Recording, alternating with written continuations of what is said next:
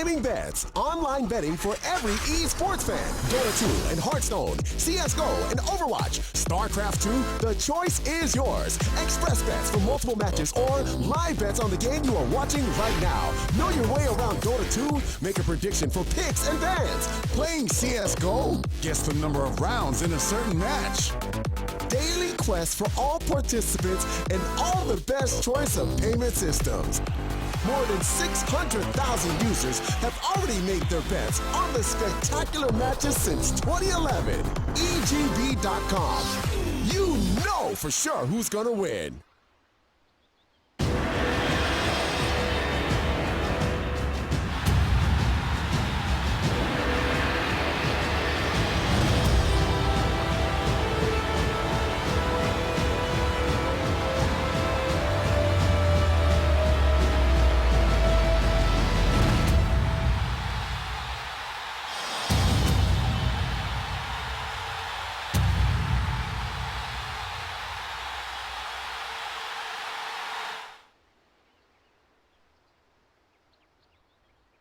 Navi's turn to ban.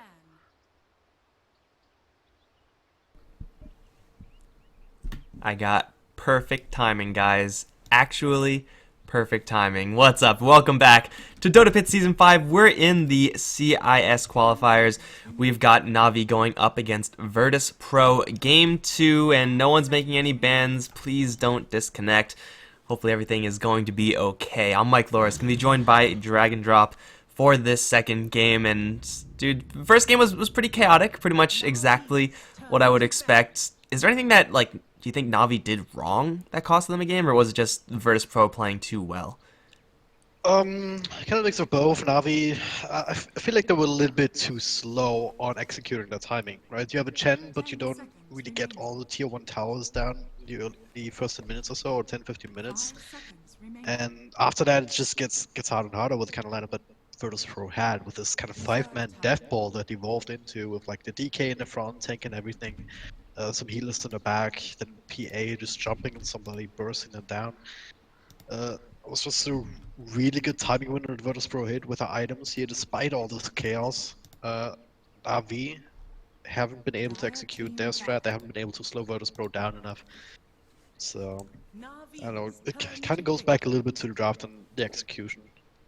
For me, it's, yeah, just didn't quite fit together for Navi.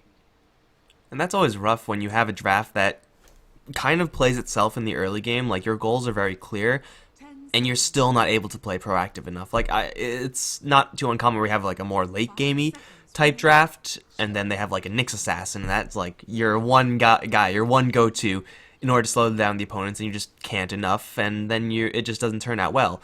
And then it's like, yeah, that's kind of the weakness of your draft. But when the strength of your draft is early game pressure and you're still not able to make that happen, then you have a little bit of a concern. You have to kind of just change gears, but can they really change gears and still stay in their comfort zone? It seems like that last draft was just like pure Navi. You're going to get the Sand King. Yeah. You have a Chen on art style.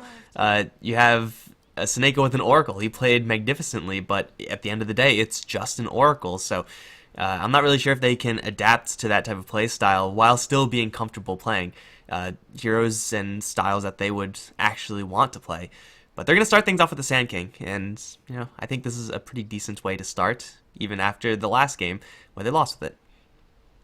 Well, General was playing very well though. I think he did what he needed to do.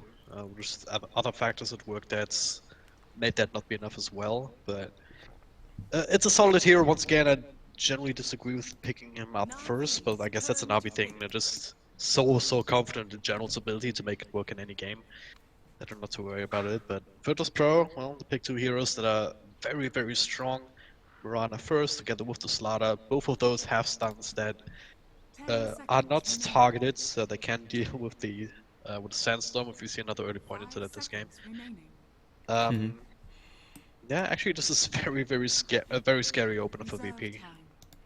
It looks like a very tempo-based opening, kind of shades of what Navi were trying to do in the last game. You know, rotate all the time, get kills all the time, and pretty much just never ever let up. So if I'm Navi, if I'm looking at this, I'm already thinking, what core can I possibly pick up for Dichira that will not be punished by this type of super aggro playstyle? can I pick up that will actually be ready to fight once the Slaughter and Mirana come knocking at the front door.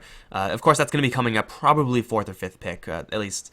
That's the safest way to go. You got to scope out the field, and it looks like VP are playing that aggressive style. Na'Vi going to hit the brakes a little bit, getting the Dazzle over the Oracle, who is also still in the pool. Weave is certainly going to be a big tool here for the Na'Vi side going up against Slaughter, but I'm not really sure if I like Dazzles, just like without OD first pick. Like OD Dazzle, pick that up 1 and 2, I'm down with that. Sand King Dazzle, I feel like you could do a little better, even if you are going up against a Mirana and Slaughter and their focus fire. There's no big obvious synergies here. Obviously, having a defensive support like that is going to be helpful. Just lay down with Weave, as I said, up against the Slaughter minus armor and whatnot. The Shallow Grave can be very useful. I don't think Virtus.pro have too much room in for an axe in their draft unless they want to go like super greedy.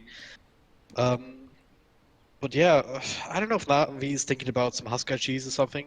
Virtus.pro might just ban it out.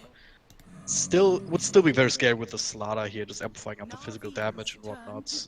But with the Dazzle, you could still make the argument that he offsets that enough.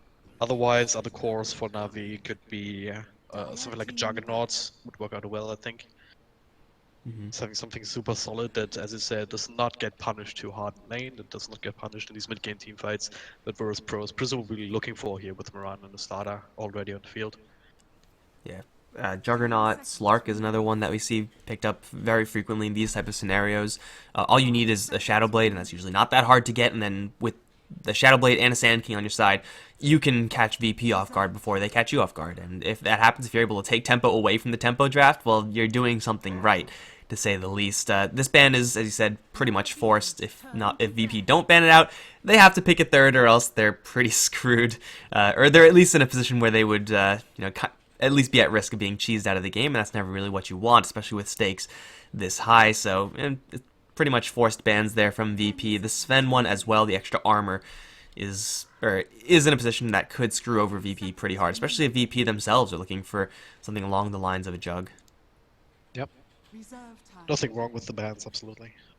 You just don't want to take the risk of a Huskar cheese, right? It's just not something that's fun playing against at the best of times, so. Alright, now V's second ban, that's a bit more interesting. They opt for the Disruptor. Huh. I guess this is one of these strong heroes that, I don't know, makes me think that they maybe want to pick up some sort of very mobile heroes, maybe for mid. Something like old school Puck or Queen of Pain, something like that. Yeah, these are like sheer babysitting heroes that are being banned out from Na'Vi, and VP don't really have heroes that really demand that protection. Again, OD and Drow Ranger, those are the kind of two go-to heroes that are heroes that are great but need protection in order to be great. Mirana and Slaughter can kind of just do it on their own, and VP grab an AA. I mean, it's okay versus the Dazzle, that's for sure, but what this screams to me is that VP have plans for something along the lines of an Alchemist? It could be, yeah. Maybe they were forgetting that they already banned the Huskar, but yeah, up against the Dazzle, any sort of heals, AA can work wonders, and it really fits into the playstyle, right? I mean, Slaughter, or Mirana just starting from Moonlight Shadow, catching someone out. Slaughter blinks on someone, crushes into Arrow, plenty of lockdown for AA to line up a good Ice Blast. And, yeah, I'm just looking for some super solid mid-game team fights, no ball for that, but it looks a bit. Lane dominance as well. Of course, when you're with this tempo draft, that VP are looking like they're going to start crafting in their 4th or 5th picks. The earlier you get off to a good start, the earlier you get tempo, the more you can rotate out from your lanes and get kills, spread out your threats across the map. And Ancient Apparition is one of those heroes that has the potential to just absolutely crush a lane, regardless of who's actually in that lane. On his side and on the other side, just Chilling Touch is definitely a spell. Maybe not a great spell up against the Juggernaut, so that is some limitation there for the AA as far as lanes are concerned. But still, I don't hate the pick AA. I do feel like you need to either go full on into just an absolutely deadly tri-lane, or pick him up to try to protect someone who also has a lot of healing effects. Again, like Alchemist, Slark. I guess Huskar is banned out, but those type of heroes will really make this AA pick great in my eyes. Right now, it's just, good to, average. But, Healing Ward, Dazzle, there is some upside there. Yeah, I don't think they'll go aggro here.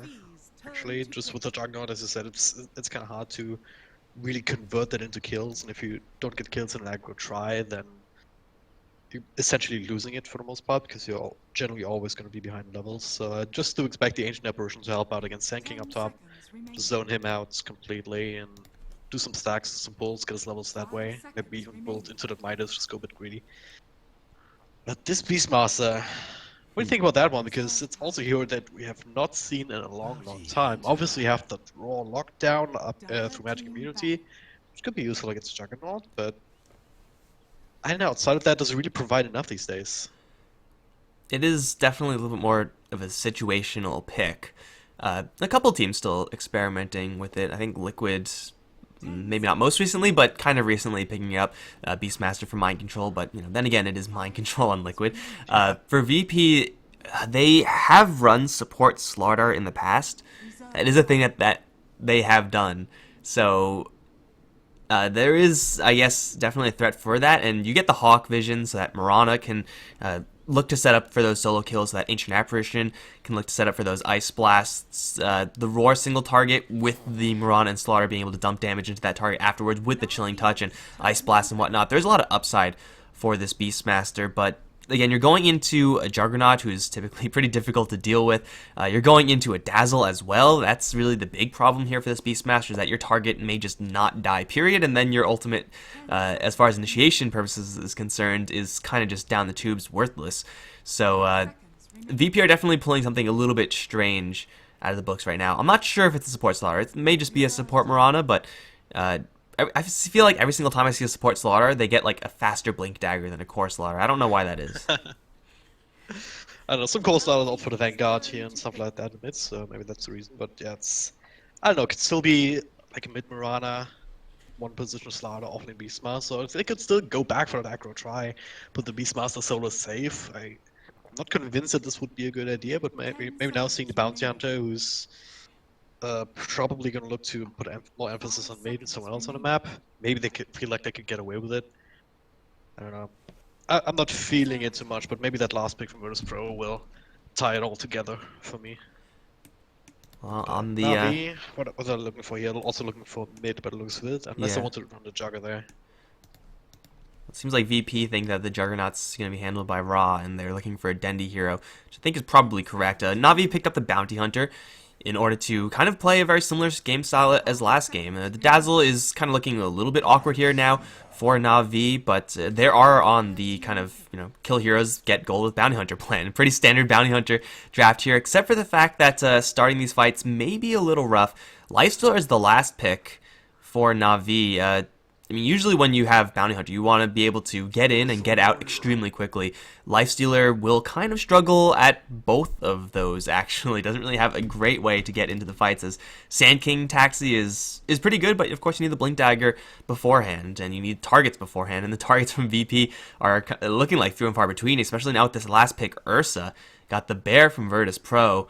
They are looking to cause some chaos. They are just going to run at you. Yeah, pretty much, and Virtus Pro actually will give them the upper hand in that, because now the Beastmaster with another hero with inbuilt battle immunity makes it a lot better, actually, here, having the Lifestealer and the Juggernaut, and especially Lifestealer, more than the Juggernaut even, is so heavily reliant on a time in his rage, because if he's not on rage, well, he's not hitting all that fast, he's not all that fast on his feet, generally speaking, so he can kite him easily, and he's very vulnerable with very little armor to speak of. So it's going to be a matter of which team enables their melee cores better. And I think VP, just between Mirana being more of a kind of a space controlling hero, if you just control the arrows, if you manage to use those properly, but more so the Slaughter, more than anything else, with that 8-second cooldown on the crush, you can constantly go back in again and out, and can really try and play with the timings from Navi's spells when it comes to the Rage, when it comes to the Blade Fury. And also that's the Shallow Grave and whatnot. I just feel like VP have more hard and soft counters on the field than Navi. Like, you're looking at Lifestealer and Ursa, and Ursa is kind of similar to the Lifestealer in the fact that once you press all your buttons, you want to be able to right-click without being interrupted. Navi don't really have anything to stall up the Ursa except for a Burrow Strike. Like, their control for Ramses is very, very limited. Whereas you look at VP's side, they have Ursa who can just brute force their way through a Lifestealer with Rage. They have Roar, they have Bash, they have Ancient Apparition and his Ice Blast, which may or may not get value against someone called the Lifestealer. You never know. But it just seems like this Lifestealer is in a really awkward spot matchup-wise, and isn't really enabled by a Storm Spear or anything like that. And Saneko, oh, that's the wrong neighborhood, man. Gets it with the Crush. 5-man Chilling Touch. I said it before, I'll say it again. Chilling Touch is a spell. And, well, Saneko is going to be the first one to find that one out. And, ooh, they even get a couple of extra right clicks here onto General, just for value reasons. But, yeah, I feel like VP have so many answers, and Na'Vi, they have to dominate their lanes. And with a whole bunch of melee cores, that's not really super easy. What it all comes down to with these drafts is that VP's lineup, to me, seems that it's much, much easier to just execute.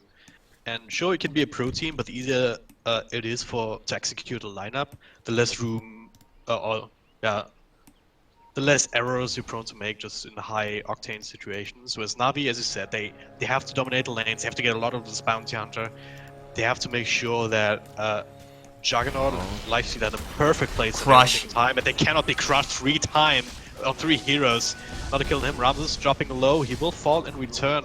But Saneko with another dust coming out will fall for the second time this game already. And I don't know. I just can't explain this kind of movement. I mean, they got the bounty runes, so big win there for Dendi, I guess. They're really, really leading hard on that spin, but walking into a crush like that and waiting so that the enemy Ancient Apparition has another set of Chilling Touch.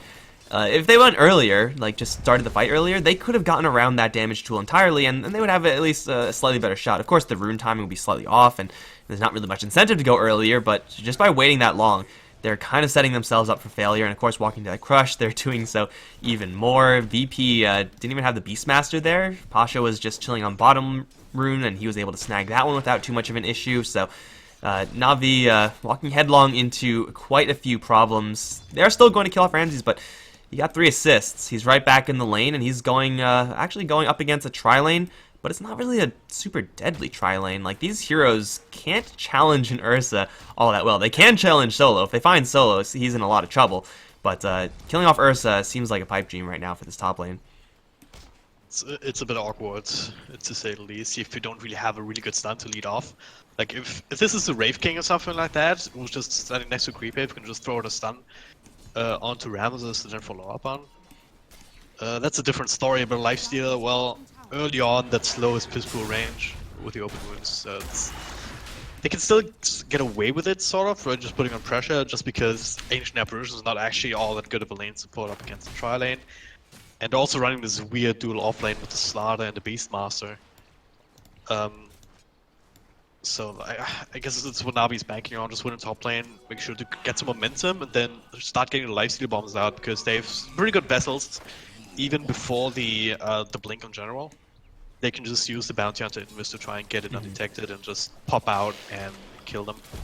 We're going to try to go for Ramses. 2-man Shadow Wave does quite a bit of physical damage, but Ursa's fairly tanky. No help in the area for Ramses, but he's just going to walk it off because he's a bear.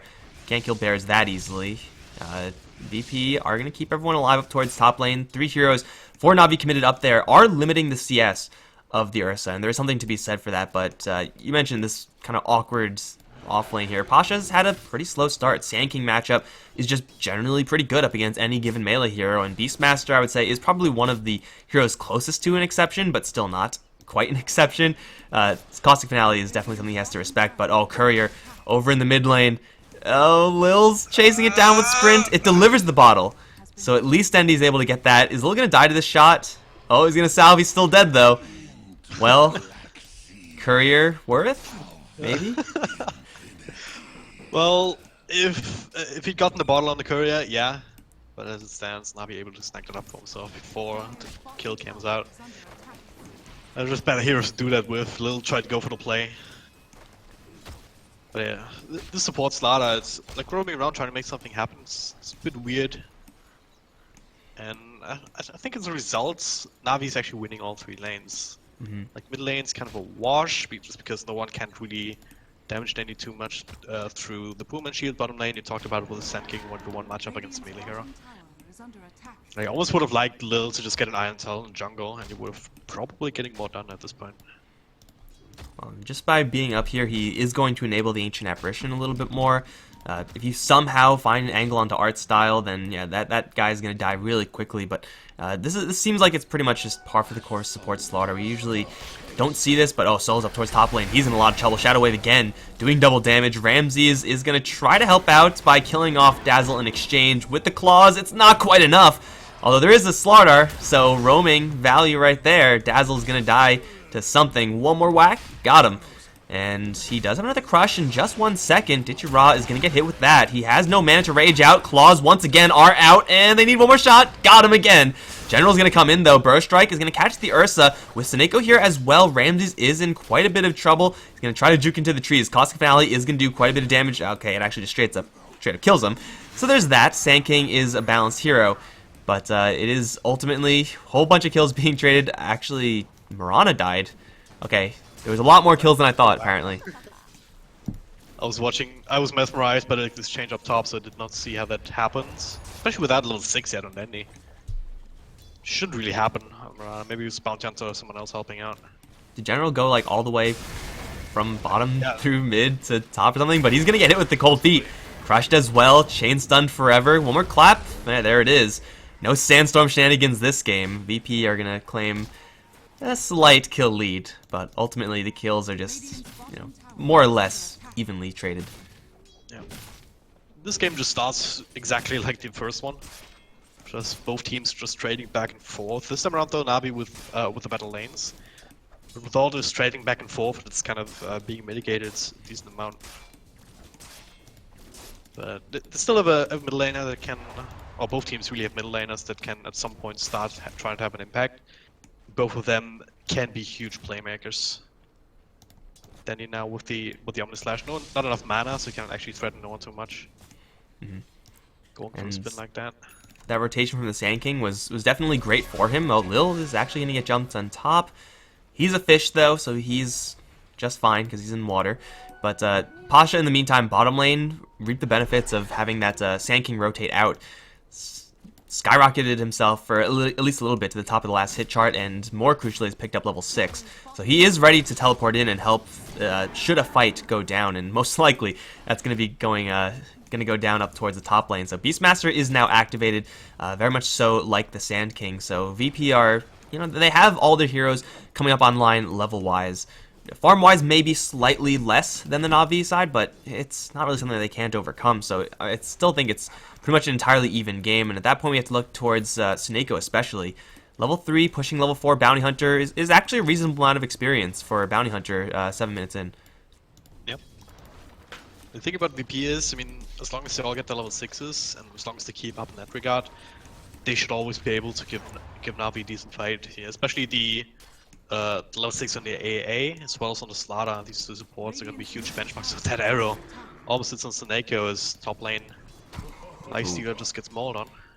And they use the roar for that. Pasha still going to continue the fight here.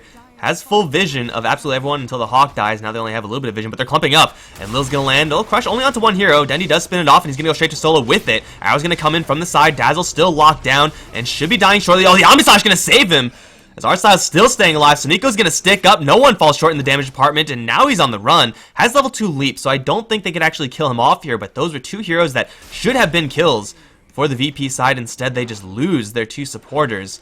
And Na'Vi keep Seneko alive in that fight as well. So full experience for the Bounty Hunter, closer and closer to that track. It did start off with them losing the Lifestealer though, so in the end may not be totally worth it, but it could have been a lot worse. I think it was a bit greedy there for Lil, trying to go for the crush on the Juggernaut who had the spin available. Probably should have just tried to focus on the Dazzle beak it was, together with the arrow coming through then from no one. But hey, hindsight 2020. Still has leap now, Seneko just snacks a DD run away from him. Oof. Still almost ends up dying. Throws a random arrow for value. Oh, almost got him. Wouldn't have mattered, but it's the thought that counts. So no one's gonna have to go all the way back to the base. That's it kind of sucks, but it's not that big a deal. Pasha, in the meantime, is just going to wait for another roar, which he does now have, and he is approaching that Necro bookmark. Level 3 Necro book is actually incredible up against Na'Vi. Mana burn, return damage, maybe a little more situational, but True Sight as well. Great versus that Bounty Hunter. So Pasha is still getting there, and Na'Vi, with their momentum, it's starting to mount up as well, but again, it can't really take off until this bounty gets level 6. I would have liked this play if Na'Vi kept Ichiro in the jungle and let Nico farm this lane. Or you can go farm heroes. That's good too. I like that play right now. If Solo is a little bit greedy, or not, they're just going to go ahead and dive Solo no matter what. TPs? No TPs for Solo. Feels bad, man. He's dead to Ichiro. Yeah. It was a bit bold there, because if there were TPs, then maybe they could have done it differently. But they get away with it. Nice little kill, and don't waste too much time. There's always something that you have to keep an eye on when you think of lifestealers and when they're trying to go for these infest ganks. How much time are they actually spending inside someone else instead of farming something? So this time it worked out. And Ichiro, lifestealer, he has been popular like a couple months back for a good reason. He can still dash out a lot of single target damage if he gets to this benchmark with the phase, armlets, and Echo Saber Desolator, either one of those. Mm-hmm. Like, any sort of issues that Lifestealer has matchup-wise usually doesn't become extremely relevant until like 25-ish minutes. That's when Lifestealer like has all the damage, is going to be the only one on his team doing significant damage generally, and just isn't able to connect with the hits because of roars and crushes and Ursa damage responding. But for right now, it's just all strengths here for the Lifestealer. Arrow's going to connect onto the Sand King. He does have a Burrow Strike out. He's going to get all the way through by burrowing into the river. I'm not sure if we can call that a glitch, but either way, General is going to get out of there. Yeah. Looked like it was a bit scary there for a second, but yeah, it's just playing it cool. Burrow striking out. And yeah, General sitting close to the top of the network chart together with Dendi, and he actually went for drums instead of the Blink Dagger this game around, but maybe now they can find no one on the slash right into him. No chance to respawn. Yeah, he's super dead. VP are gonna rotate in with the Beastmaster, but with only an AA here with no ultimate, can't really make anything happen. So no one's gonna fall. I don't mind this drum pickup, especially with the fact that you have a Lifestealer and Juggernaut who are farmed enough to just run at the enemies with you. Just popping a drum charge, running at VP, closing the distances behind a Slaughter with Sprint or Mirana with Leap. That is very important. They're going to scout Ramsey in the Roche Pit, but a little bit too late. He's going to grab that double life. Burrow Strike onto the Beastmaster. Ichiro is going to come in with the heal wave onto Pasha, taking a lot of DPS, but the Roar is there, slowing down the Lifestealer's DPS. Dendi's going to come in from the north, get a free kill. Ice Blast is going to come in. That will secure the death onto Dazzle in the end, and they're clawing down Dendi with the Starstorm there as well. They'll bring him down. A 3-for-1 exchange, and I don't think anyone else is going to die here. But Ice Blast coming in, Ramsey is showing off how powerful Ursa is against these melee heroes of Na'Vi. Plus he walks away still having that Aegis. That's a big win for Virtus Pro. Like if Beastmaster doesn't get the roar off there, that fight turns out much different. But as it stands, he got that off before it dies, allowed Ramses to get a bunch of hits in on lifesteal already. Then Lil came in with his good level with his level 6, with the Amplify, just making sure the lifesteal is really easy to clean up.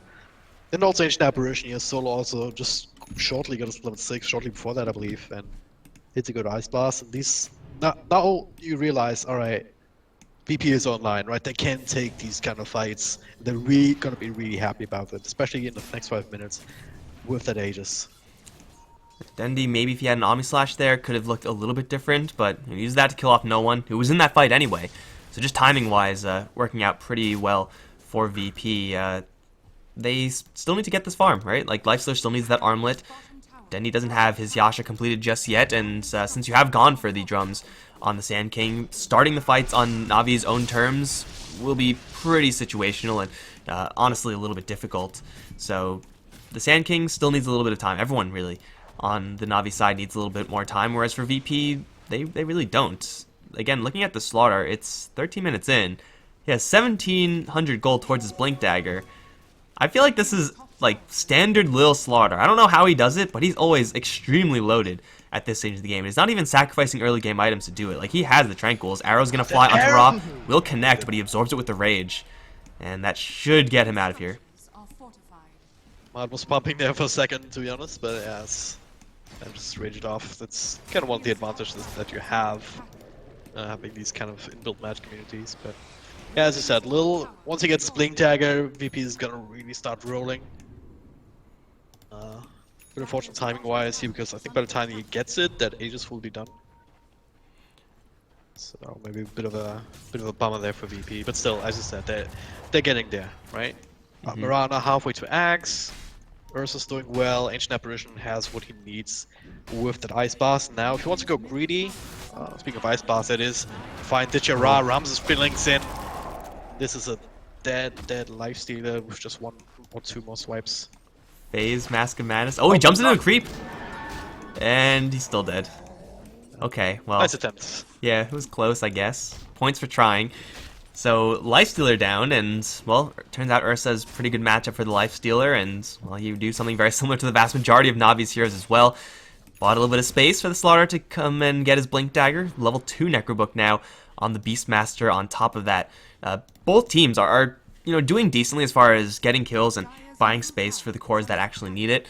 So I'm not really sure if we can call any huge lead despite what the gold graph may show. VP are slightly ahead. Navi still have more than enough in order to bring it back into, at the very least, parity.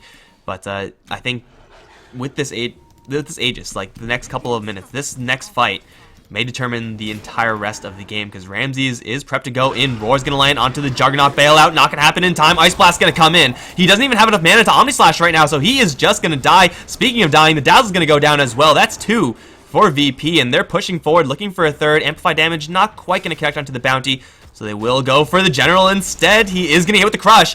They do see him, and there's a bear on top of him. Not a good place for a Sand King to be. One more shot from Ramses, gets it in. Ditchara's going to find Pasha, but he's all alone right now, and I'm not sure if he really wants to be doing this by himself. It's going to be a little bit too aggressive there. And VP will back off. Everyone at full HP, everyone at low mana.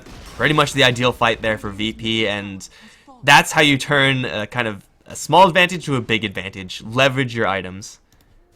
They did a really good job just spreading the damage out between them, and even though General, he got the Blink Dagger just shortly before here, just waiting for a good opportunity to reveal, instead of just running in. VP just a little bit quick on the trigger finger, and they were just the ones running in instead, which they can do obviously with the Ursa, who doesn't only have an Aegis but also finds himself a Region Rune, just because Volvo likes them apparently.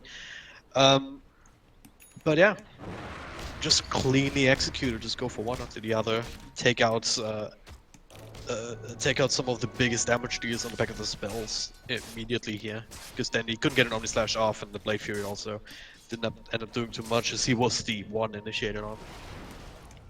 Either side really has a huge power spike right now. They're doing a really good job just pushing the envelope further. Once again now with the smoke down bottom. Roar has one of the lower cooldowns as far as high impact ultimates in the game. Longest cooldown I think is just the Sand King. Didn't get a chance to use it in the last fight, but these low cooldowns on VP gonna mean that they can just constantly look for these fights. Like, take a win, don't back off, just smoke up and look for another one. And they might be running into a couple of targets. The smoke is going to break, at least on Pasha, and it seems like Navi are going to get out of here without losing anyone, so at least they avoid disaster there. But they are still gonna have their hands full, because the fight is coming to their side of the map. Tier 2 tower in the mid lane is going to be traded for Tier 1 top. Already not a good trade for Navi, and I don't really know if they can even fight this. Yeah, it's tough, because once again, VP is starting to turn into the staff ball with, like, not one but 2 Blink heroes that can just jump on you and give you a hard time. Oh, Arrow! Oh, God. Yeah, if you just run in as Navi, there's always going to be that. There's always going to be an Ice Pulse coming through. Sure, it's still level 1 for us now, but just make sure the Dazzle cannot really help anyone out in a way that allows them to continue the engagement. Oh, Lil's even trapped in the trees, spotted by Track, and still Navi couldn't even get that. On a hero that literally cannot move. Weren't in the right position to jump on him, so VP get a free pick off without using Roar, and that is a big deal. That means if Navi decide to crack back into a Tier 1 right now, VP can still fight that. Landing a freehand arrow is always a threat, and I didn't expect it to be a method of initiation there from VP, but hey, whatever works, right? So they're going to have another one to chalk up, and Navi, they're kind of forced to farm in a group. That's not what Juggernaut wants to do. That's not what DigiRaw wants to do. They want to like spread out and farm, but there's really no alternative. There's so much pickoff power here on VP. Similar to last game, it feels like almost that Navi was just a little bit too slow, or just a little bit too much respect almost. Oh, another arrow. Oh god. Come on. No one's good at this game. Man. He's pretty good. VP, they're just turning it up, right? They're not up me. I don't know reason to load in this as inspired since. But they have all the items, they are on the peak, so thing is with Ursa, you always have the argument, alright, that's not really a hard late game carry. He's still susceptible to being kited. So VP probably still on a timer in the grand scheme of things, unless they just build themselves up a ginormous lead. I'm not quite there yet, it's only about 5k in terms of golden experience, so Navi's not out of it yet here. They need to get some items going here. Meta style for Juggernaut is a good start, he has it now. Lifestealer going for Desolator, but it looks good, unless that's going to be a big AB. They also need just to use track, right? Like, use track to get kills. I don't think they've actually gotten any yet. They had to use the Blink Dagger and the Sand King that they have to set up for kills. They can get an Epicenter in there fine, but just use their assets. Like, in the last couple of fights, VP have started those fights, and before Navi really have a chance to react with any of their own spells, they're already down like 1 or 2 heroes. And an arrow lands onto Dendi again. He's not going to get insta-get by this, but the rest of his team will. They lose DigiRaw. Dendi's going to get crushed immediately before he can use the Omni Slash. Turned around for it, wasn't able to cast it in time. General is going to run off to the north. Saniko was spotted by a Hawk, and Ramses is on his tail. Not really sure if they know where he is, but either way, that's still 3 kills for VP, and pretty much like all the other fights, like what I just described. By the time Navi are, released from their stuns, they're already mostly dead. Oh, and another arrow lands? What? Okay, no one has got to calm down, because he just landed like 3 consecutive arrows on Bounty Hunter. This is gonna sound really obvious, but they have to stop getting arrowed. Yeah. Like they write that down, put it on the fridge. Yeah, pretty much. They just have to try and dodge VP at this point, because it's pretty clear that they cannot fight them if they're always gonna be the ones initiated on. So as it sounds, just try to split up the map here, farm in the dire side, because frankly it's much more safer than their own side of the map right now. Let's try and keep VP from going high ground, get yourself some extra core items, and try and pull VP apart, and then try and get these pickoffs on the back of the Sand King. I think that's going to be the biggest hope. Sand King, and then we actually getting some spells off. He did not in our last fight again. Maybe that makes these fights look a little bit more one-sided than they actually should be. A big issue here for Navi is that like any one of their heroes is not stronger than any one of VP's heroes, and even like when you're talking about twos, like any 2 Navi heroes aren't going to beat any 2 VP heroes. So they kind of are forced to just stay together and hope for surprise initiations, hope for this Blink Dagger Sand King to finally pay off, land an Epicenter, hopefully get a couple of random kills in the jungle with 4v1s or something like that. And they may have a target here in Pasha, but even then he has a Blink Dagger, Necro Book. He is not an easy hero to bring down, plus he's just invisible. So there's that as well. I think Dendi may have spotted him. Oh, another arrow lands on the bounty! How? No one? How? Well, in the meantime, they're going to go in for the south fight. Pasha is going to take a lot of damage. They will lose the Beastmaster first, so they don't even gain Saneko, as no one actually didn't go for him at all. But Ramses now jumps in. Graves going to keep the Bounty Hunter alive for right now. Ramses, though, is more than okay with going for DigiRaw instead. He's going to make short work of him. Finally, an Epicenter comes in, but it's all blocked by the ulti of the Ursa. Now no one reinitiates. Kills off the Bounty Hunter with a Starstorm. 2-man crush. Going to set up for a couple more. Triple kill for Ramses, and it looks like it may just be another. Gets a first hit bash, canceling the TP of Dendi. You gotta spin away faster, man, because there are a lot of angry heroes on your tail. He's gonna drop to no one. Double kill for the Mirana, and VP take like the 4th or 5th consecutive team fight. These arrows. I don't even know like how he knows where the Bounty Hunter is. Yeah. I don't know if he's going for the Bounty Hunter explicitly, but the Bounty Hunter is an arrow magnet. Arrows or something like hold in and shuriken. I don't know how he does it, but it's been proven to be super useful. I mean, not like the Bounty Hunter is the biggest help in a team fight, but in this particular one, would probably help them here just to have extra Shuri toss burst damage here and there. But yeah, That was even a fight without the A Ice Blast. And if Solo had gotten that off before he got picked off himself, then that would have been even more disastrous at the stand. So a lot of that went on Lil's back, just getting like 3 crushes at the very least that secured the kills. Especially that one where Ursa just had to just one tap 2 people right next to each other. And that was even like a pretty decent start, pretty decent fight for Na'Vi because they actually used their assets that time.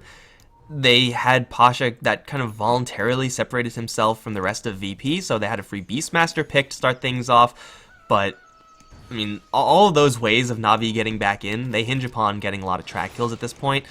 Even if someone from VP is going to offer themselves up as kind of a free kill, the rest of VP are just so mega farmed that they can just take the fight 4v5 and won't really hesitate to do so. And they're looking at a couple more. Okay, no one. There is a bounty hunter in the area. Can you do it again? No, okay. Well, you know, can't land them all. Castle's Curse. Come on, Mike. Why do you have to do this? I didn't say he was going to land it. I was asking politely if he was going to land it. Oh, they see General with the bird, though. Details. Well, Oh god. Echo Shell boys, dig and try to TP out. Oh, Bash, it's gonna land at the last possible second. They get him, but they also lose Solo. He wandered around too far by himself. Kinda didn't get the memo. Who picked him off actually? That was a joint effort here by Lifesteal and Snake, alright. I actually want to say that it still favors Na'Vi just because it makes VP think twice before committing to high ground at the very least. I don't think they're too worried about this here too. It's not really worth defending if you're Na'Vi at the best of times, so. And by the time they actually go high ground, there's gonna be another Ice Blast available.